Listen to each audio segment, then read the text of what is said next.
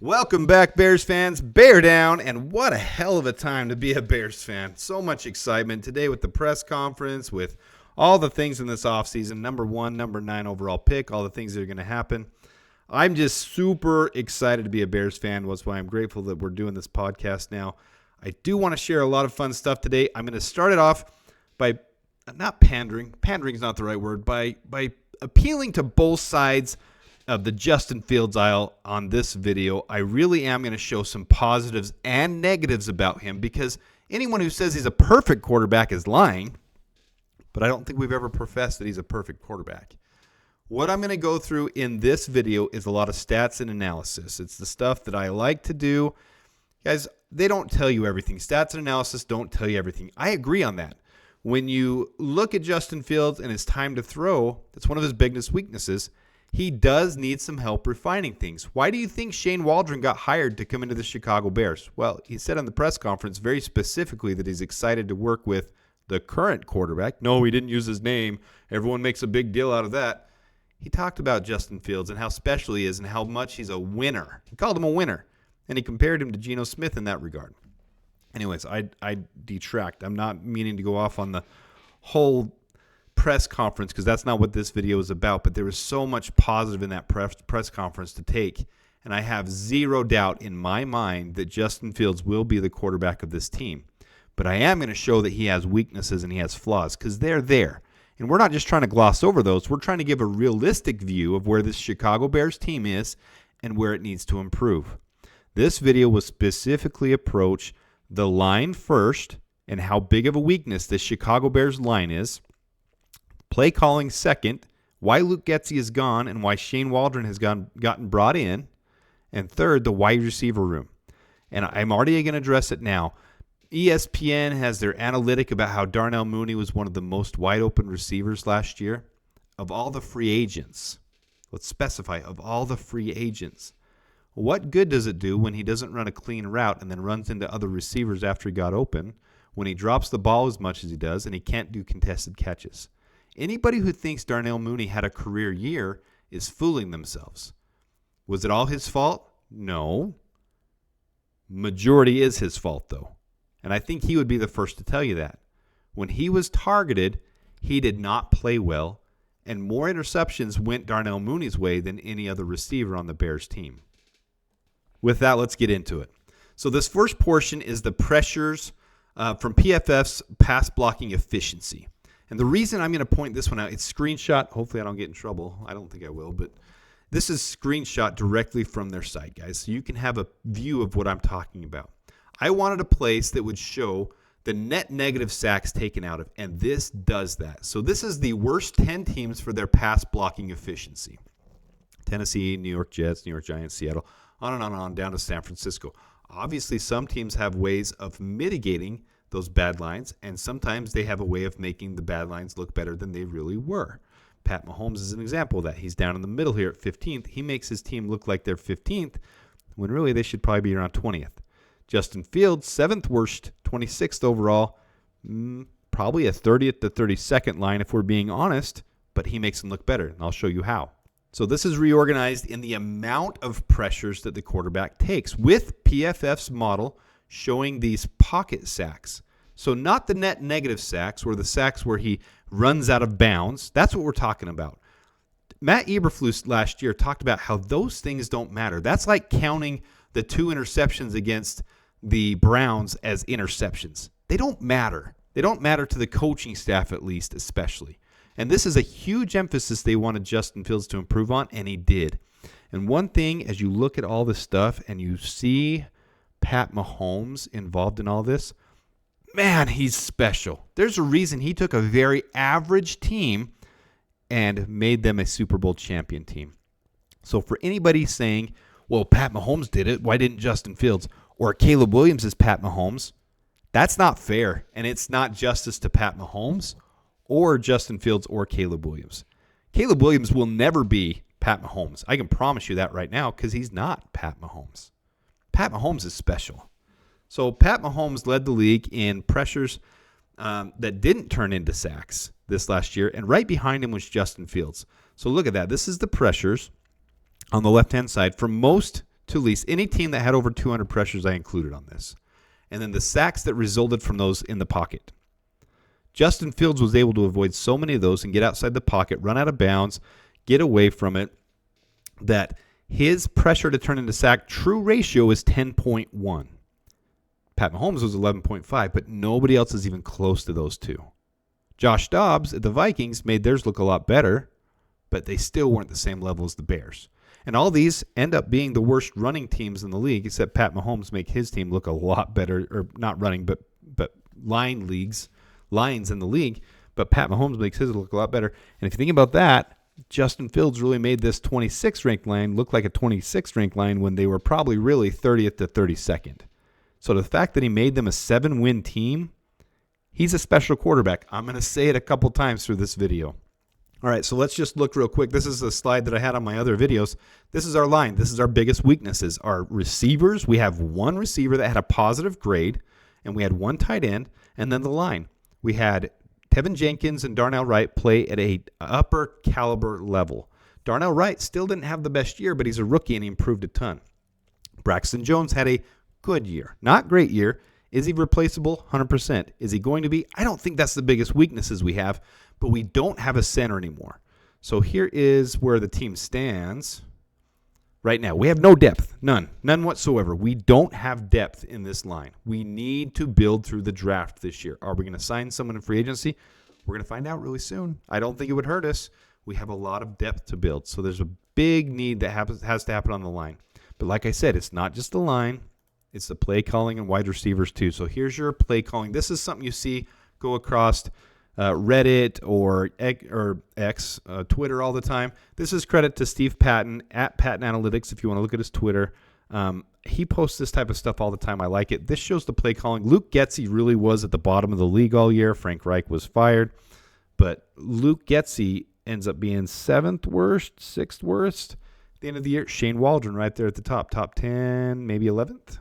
But that's why we're replacing Luke Getsy. In the press conference, Matt Eberflus, without really saying Luke Getsy, talked about how Shane Waldron is adaptable in the fourth quarter, adaptable with the current players on the roster, that he's creative. I mean, there's just so much positive to Shane Waldron. He was the most sought-out offensive coordinator this last year, and the Bears went out and got him. Very excited with this. Nothing we can do at this point on this one but say Luke Getsy didn't cut the mustard. We've got Shane Waldron now, and it's a very exciting time. All right, I glazed over this. I'm going to go back and point this out. So on my other slide, I had pressures of any kind. I need to refine it because a couple of people made comments about how it's confusing with pressures that happen in different situations. I'm going to call them drop back pressures. So this is the slide I'll go with moving forward because it's official from PFF and ESPN. This is an official stat, and nobody else is even close to Justin Fields. 48.9% of his dropbacks turned up under pressure. So he got 1 out of every 2 plays where he didn't have pressure on him. The league average is 35.8. So if he was down there at the league average, he'd have 1 more play every 3 that he would be able to have a clean pocket and make throws on. Well, that makes a huge difference when his clean pocket adjusted completion percentage is 77%. That's where most of his positive came from. But under a dirty pocket, as we showed in the other videos, he's extremely top tier. He makes the best of it, just like we showed about how he escapes that pressure in the sacks with Pat Mahomes. All right, so here's the bottom 5 dropbacks under pressure, and look at the far right. All of them have among the league's worst offensive line pass blocking. Now, like I said, the Bears would probably be right there at 32nd, 31st, 30th if they didn't have Justin Fields because he escapes those things and makes it so they don't take as many sacks. But he's still the highest by far for being under pressure when he drops back. His adjusted completion percentage is still strong. His NFL rating is still strong. You can see some of these guys still find a way to muck through that. Tommy DeVito did a pretty good job. Some of them have different stats that look decent. But it puts you at a huge disadvantage. He is at a disadvantage when you take that into consideration. The league average is almost a third less than what he is. All right, so the line play calling. Now we've got our wide receivers. People are talking about the whole Darnell Mooney thing today, so I've cleaned these stats up to be very clean and precise about things that matter the most. Justin Fields' height and weight does matter to me for a quarterback. NFL passer rating, his adjusted completion percentage, his time to throw, his pressures that turn into sack, a true pressure to sack ratio, his poor passing percentage, and his dropbacks that turn into pressure. Okay, some of those are worse than the league. Some of them aren't his fault. Some of them are. The time to throw needs to come down. He needs to be refined. That's why they brought Shane Waldron in. That's why we have new coaches to help with that. Kerry Joseph is very respected. Shane Waldron has worked with Geno Smith as well. I think they're going to focus on that and help him out. He has some things to work on. He's not perfect. But when you look at the wide receiver room, I've listed every player who had at least around 3 targets per game. Tyler Scott had a little less than 3 targets per game. This is their receiving percentage. Obviously, that number is low compared to the completion percentage. His adjusted completion percentage is 74.3. It's going to be a little lower than that when you look at the actual completion percentage. But their receiving percentage, if they're down below 60%, that's not good. Drop percentage, anything above 5 to 7% is not good. Contested catches, when you have 18%, 14%, that's not good. Passer rating when targeted, obviously they're bringing his passer rating down. 86% is his passer rating. 56 isn't helping him. 119 is. All right, then the last one, interceptions as a result of them being targeted. Is it Darnell Mooney's fault that 4 of those have been on him? Well, nobody else has that wide of a ratio. If it was all Justin's fault, then it would be like that with every receiver. So there's obviously some things Darnell's doing with his route running and his separation that's causing some issues. He was not clean this year. You can make whatever things go in your favor and make it look like things are twisted and twist your narrative. But the reality is Darnell Mooney would be the first one to tell you he did not have a good year. He did not run clean routes. And the most noticeable one was when Justin Fields got injured against the Vikings. He had a clean, pure down the middle, wide open that Justin Fields should have hit him on. Every quarterback will have some of those. They're going to miss someone. When the pocket's breaking down on you 1 out of every 2 plays, you're going to miss one every once in a while. Justin Fields is not perfect, obviously, but he missed that one and everybody harps on him for it. Okay, well, Darnell Mooney was wide open on that one. He missed him on it. There's other plays where he's not open, where he has contested issues, where he doesn't separate, where he runs into other receivers. It's not clean and perfect. These things will continue to get worked on. Well, how does this compare to other teams? Look at how many options Pat Mahomes has. Again, not fair to compare him to Pat Mahomes, but Pat Mahomes has all these options. Does all of his receivers have drop issues? Well, he still had 4 targets that didn't have the drop issues. Rashee Rice, Sky Moore, Travis Kelce, and Noah Gray. So he still had some options outside of all the issues of the others. He had 5 with passer ratings when they're targeted above 75, which is solid. So Pat Mahomes had more options. Yes, they had more drops, but he also threw 50% more passes than Justin Fields did. Let's look at some of the worst lines in the league. I'm not going to spend a lot of time going through these. You can pause it if you want to, but you can see how the line is affecting this entire thing, and then the receivers get affected as well by the entire operation. When you're dropping back 43% of the time and having pressure on you like Zach Wilson was, well, Aaron Rodgers obviously thinks highly of this kid, but he's got some things to work on too, and they've really got to fix things before he can have a fair shot. It's not just on one player. We sit here and we talk about the quarterback like they're the end-all, be-all, and the quarterback can make everyone else around them good. They can only do so much. You can't put a quarterback on a college team and expect him to win the Super Bowl. And no, the Chiefs didn't have a college team. You don't have Travis Kelce and the 2 guards that the Chiefs have and call that a college team. And then here's the Giants. All 3 of these quarterbacks took almost exactly equal snaps, so it's kind of interesting to look at that. The pressures turn into sack. That's a team stat, so you're not going to see a big deviation. I don't separate it out for those, so if you're wondering about that. But they're all very similar, and it all relates back to the line and the wide receivers. I mean, there's only so much that the quarterback can do, but it's interesting to look at these things. I'll let you guys deduce from this what you want. All right, so how is Justin Fields done with the crap that's been laid upon him? This is what I showed in the other video. This is what I want to point out. His clean pocket, 51.1% of the time. So he's only getting half of the time a clean pocket. His dirty pocket, 48.9% of the time. But he's significantly better than other quarterbacks in that dirty pocket. So he's been the perfect quarterback to build around, to try to fix the defense, now fix the offense, fix the line this year, fix the wide receivers this year. But the interesting thing, when you look at the clean pocket, how he's improving, he has a 77.7% adjusted completion percentage. Out of the 233 times he dropped back, he threw it 219 times in a clean pocket. That's normal. That's how it should be. He scrambled 13 times. So what does that mean in a clean pocket? Well, obviously something opened up between center and guard or somewhere on the line where he saw an opening. The linebackers dropped back into coverage, and there was wide open space that he could go down and get a first down. That's why he scrambled in a clean pocket. And then one time he threw it away. Everyone's either super covered, there's no separation, it's not the right call to throw it into a tight window where it could be intercepted. It's a smart, intelligent thing. He threw it away. On the dirty pockets, he threw it away 28 times this year. He threw it away more than normal, resulting in more intelligence of him because his sacks came way down. He's improving, guys, as a quarterback. Everything, when you look into him, is his improvement every year. Is he perfect? No. We keep talking about it. The Justin Fields fan club, whatever you guys want to call, when I say you guys, I'm talking to just whoever is listening and feels that way.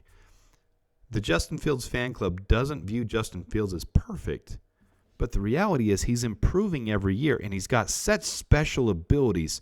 When you watch it on tape, these stats don't tell everything either, but when you watch it on tape, it's special. You watch that Atlanta game and the way that he escaped like Houdini, that's what DJ Moore called him, was Houdini. When you watch him and he escapes that stuff and it creates something out of nothing, and he even tempered it back this year from 2022 when he was running for his life, it's special to watch him play. Well, let's combine that with some other stuff we saw.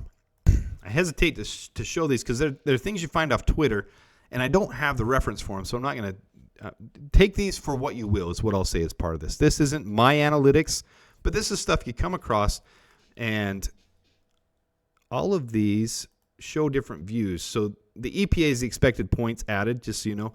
And the first one here, the EPA, the deep EPA, deep accuracy EPA, that shows how well the quarterback can throw the ball deep, how deeply accurate they are. Those ones at the top right in this graph are the most accurate. The bottom left are the least accurate.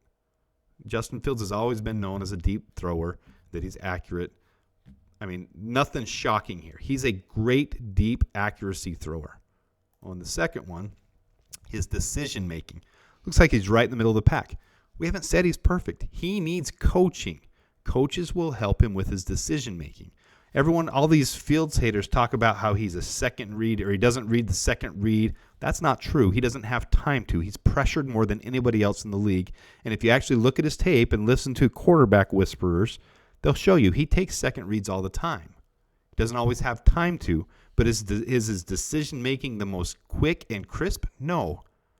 Coaches can help with that.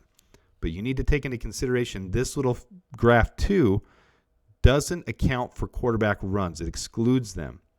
So if you add the fact that his decision-making, okay, this is breaking down, I'm getting out of here, I'm going to create a first down with my legs, it's not a bad thing. That is an extra talented gift as long as he's doing it in the right way in the right places.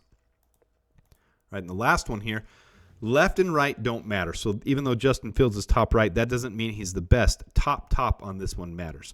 This is tight window throwing. So when you guys you hear about the tight window throwing, this is what we're talking about, his accuracy with it. So throwing into tight windows, how good they are at it is up and down. Left to right doesn't matter because right means they don't do it as often. Left means they do it a lot. That doesn't matter because you don't want your quarterback to be throwing in tight windows all the time. That's not what's important. Pat Mahomes doesn't do it very often at all. You don't want that. You want him to hit the wide open receivers. You want to see him see the concepts that are opening up, see the receivers that are getting open, anticipate it, and get the wide open receivers, not hit the tight. But it's nice when they can, when they're good at it. So that top part is what matters. Geno Smith, Jalen Hurts, Deshaun Watson, Jared Goff, Justin Fields, Derek Carr, Sam Howell, Justin Herbert, Mac Jones. It's good that they can do that because then when you get those plays where DJ Moore's in the back of the end zone, covered by some of the best defensive backs in the league, and he puts his hands up at the last second, that's part on DJ Moore too, puts it up last second, hits it on a dime right in the perfect spot, that's tight window throwing. Right in a dime in the corner. That's perfect. So there's some good to it, but left to right doesn't matter on this graph. It's bottom to top that matters. So when analyzing all this stuff, the thing that I come away with, just like Shane Waldron said today, this was the quote from Shane Waldron today, the core, the group of players that is already in place on this offense, talking about the Chicago Bears, including the quarterback that played at a high level and that displayed the ability to win football games and make plays. So he was talking about the current team and how it's positive. That's a good thing. He's special. But there are things that he needs to improve, but he is being handicapped. If you guys want to be honest with yourself, he has not had a fair shake, and he's improved every single year. He's made a absolute worst line in the league look 26th. He's escaped pressure like crazy, and he's turned those sacks way down. He has created things out of nothing and thrown balls in tight window in ways that other quarters, he's special. So I am absolutely on Team Justin Fields. I don't think we're trading him one bit at all. I 100% think that decision is coming very soon, that we're trading the pick. If not before the combine, at the combine, it's happening. And with that, we'll get a haul that will help build the line, that will help build the wide receiver room, and then we'll see what we can do this year and next year with him. And I hope he improves. I hope he progresses and he becomes the quarterback that all of the Fields haters don't think he can be, but all the Fields realists realize he could be. I hope he can hit his potential. All right, with that, if you haven't subscribed, I appreciate you doing so. I hope you got something from this video. There's a lot of meat and potatoes in this one. I know sometimes these nerdy ones can be a little bit boring, but there is stuff to garner from them. There's stuff to realize and see. He's not perfect. Justin Fields isn't perfect. He is progressing every year, and the Bears are making, this video more than any should show you the decisions the Bears are making are building around Justin Fields. There's a reason we've been where we have been. There's a reason we're going where we are. And it all leads to bear down.